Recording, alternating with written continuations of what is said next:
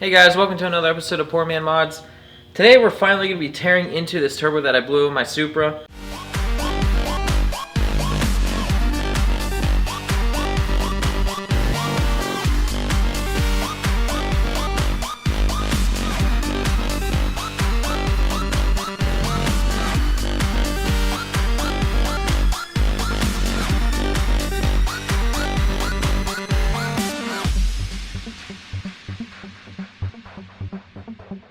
If some of you are new, I'll give you a little backstory on why I believe this turbo is blown.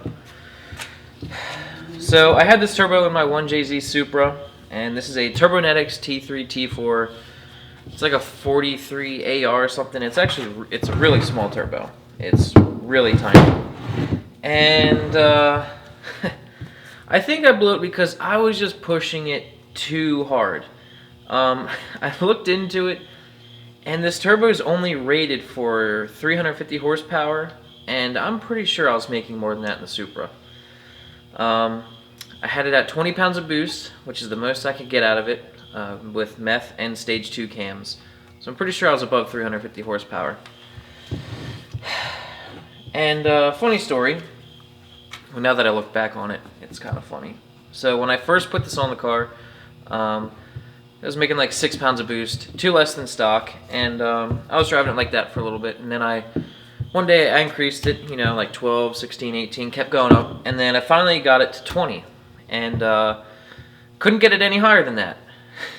So I just kept cranking on the boost controller, and it wouldn't go above 20, and I wasn't sure if my boost gauge was wrong, or if my boost controller wasn't working.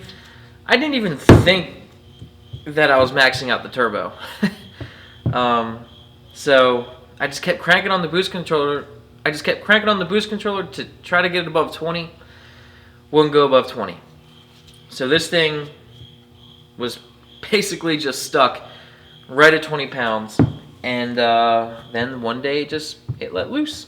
And then when I put the whole set on the car, I didn't adjust the wastegate or the boost controller or anything. I put it on and it spiked to like 27, like real quick. So this thing, I was pushing it to its max. It was topped out at 20 pounds of boost, and I guess I just ran it too hard and it decided to go. And now there's a ton of shaft play. Oil was coming out of here, it was coming out of the exhaust side. It completely blown. And sometimes the turbine would just completely lock up and stop spinning. It spins now, but at some point it would lock up. So we know this is blown, kind of know why it's blown. So now let's tear this apart and see what it looks like on the inside and see what exactly failed, or what failed first. So here you can see all the shaft play in it. It's pretty bad. No in and out, but definitely a lot of side to side. And the blades are completely destroyed. And can't really see it anymore, but there was oil coming out of here, and definitely oil coming out of here. You can see this is pretty wet right here. All that nice shaft play. Let's take it apart. Yeah, looks like it to salvage this nice hardware. Nice stainless hardware. Probably like $13 in hardware on this turbo. And this is how you clock this turbo. If you have a Turbonetics, you just loosen these bolts. You don't have to remove anything. Just loosen all 6 of them, and then you can just turn this. And these little plates of steel are what hold it in. Oh, she's smelling like oil. And then as soon as you remove all 3 of the retainer plates, this pops off. Oh, this is gonna be interesting. Drum roll. Nice. Got some oil in here. This is chewed up, but it's not as bad as I was expecting. But this is fucked. Look at these blades. This, ladies and gentlemen, is what you call fucked. Look at all that wiggle. So what happened was the bearing must have gone bad in here, and with all this shaft play, these blades were able to hit in here and get chewed up. I mean, it's a little scored up, but it's not that bad.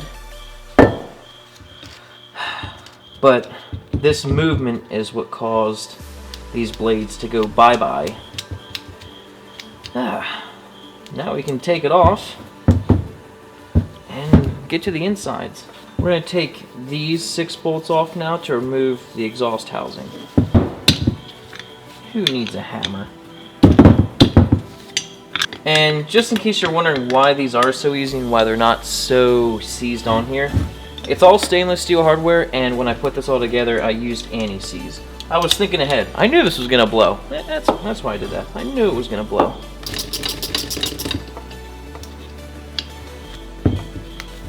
Damn it. Damn it, Bobby. I hate that. The wrench is stuck. Stuck between the freaking exhaust housing and the center section, because damn motherfucker. This is just retarded. I hate my life.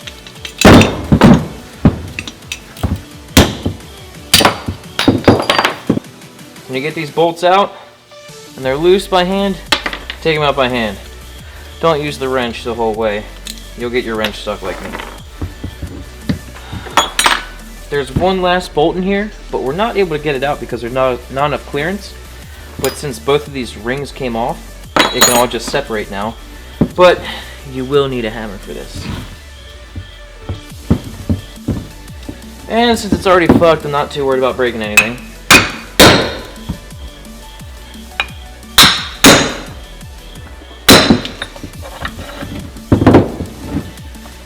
And now it's loose, and we would be able to clock this now if we wanted to.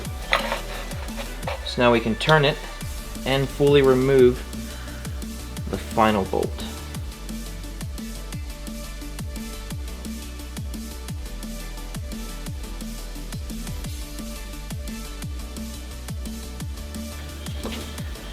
Alright, now we're going to take the turbine apart here.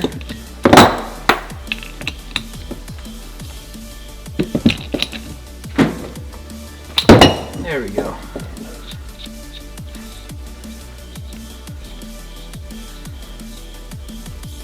Oh, let's see what the shaft looks like.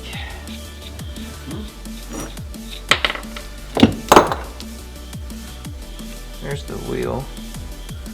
Oh, we found this seal was on the table, so this seal came out from somewhere. Pretty sure that this was part of the turbo. There she is. I can't tell if it's worn or not.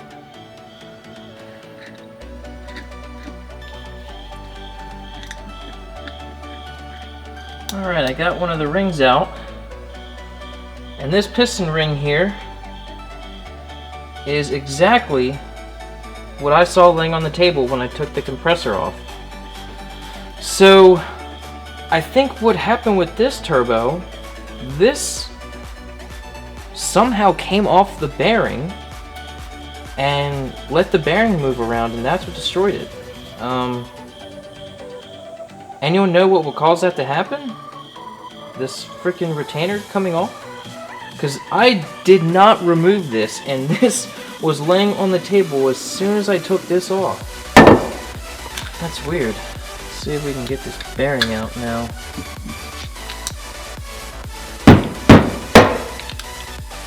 Oh, that might be coming. There we go.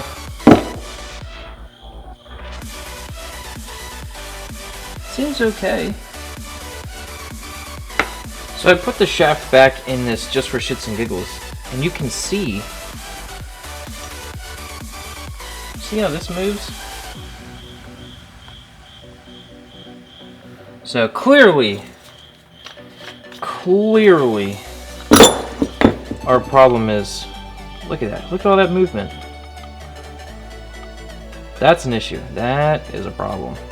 I take back my previous statement as to why this turbo was blown. I don't think it's this part that wiggles. I think the problem is it's got fucking standard bolts on here. These are 3/8, not 10mm. And I don't have a 10mm wrench, so I had to ask my fellow friend Mark, who's in this building with me. I had to ask him for his 3/8 wrench. Because here at Poor Man Mods, we only work on Jap crap. We don't work on that American shit. So we don't need stupid standard wrenches and sockets and shit. We only fuck with metric. Oh, there it is. Alright. Now we can see more of the damage here, if there is any. So this is incredibly loose, for whatever reason. This whole thing has play. That's got a lot. Alright, so here's the other bearing retainer ring. In there! Holy shit! Oh. This bearing has a very nice groove in it. There's a very nice groove right there on the whole thing. This bearing kinda has it, but it's not as noticeable. That is a hefty, hefty groove right there. Let's pop this out.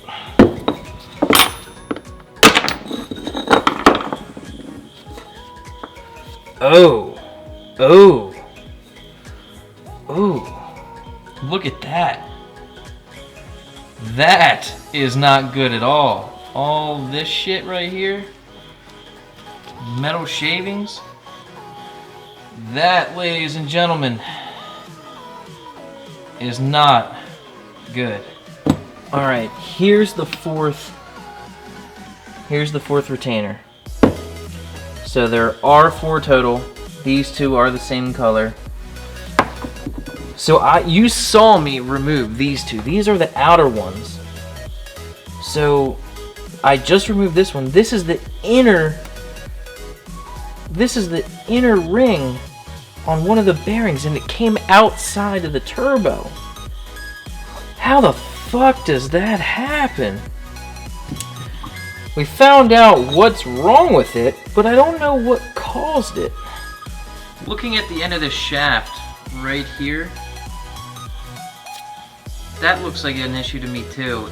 See how it's kind of cone shaped right there? It looks really worn too. I guess that's from the retainer of the bearing popping out and letting it wiggle. Alright, so let's recap a little bit. Here's everything that we took apart. And the parts that I found that are damaged, at least that I found were damaged. Other things could be damaged, I might not know. But this shaft right here is really, really worn. I definitely don't think that looks normal. This motherfucker is definitely fucked. This right here is extremely worn, which I don't know if it was from that, or I guess this wore it down too. This only looks a little worn, I guess because this is steel and this is aluminum, so this really fucked up that. Which, I guess what happened was this popped out, this retainer popped out, which allowed the bearing to move, which allowed the shaft to move like this, which fucked up that and that. Whew. So this guy right here must have been the failure point. Damn. It's kind of impressive, you know? Something so small, so weak, and so flimsy, but yet so important, caused the entire turbo to fail. It sucks, but it's kind of impressive. There you go. You saw the inside of my blown turbo. Was it interesting? Not that really. Did we learn something? Well, I learned what happened, but I don't know why. So maybe leave some comments down below if you know why. And I'm definitely not selling this thing. This is just... it's complete junk. So probably gonna mount this on the wall of shame. And you probably didn't, but I hope you enjoyed this episode of Poor Man Mods. Maybe you learned something. I don't know what else to say. I hope you enjoyed it and hope you learned something. Maybe you can just share my pain and misery with me is, as the Supra is still rendered useless right now because it can't drive. So hopefully in the next episode, we'll fix the Supra. I know you're thinking that I know you're thinking that we did it last time when we put the whole set on the Supra, but that didn't last. So I will see you guys next time. Hopefully next time the Supra's running. Fucking piece of shit.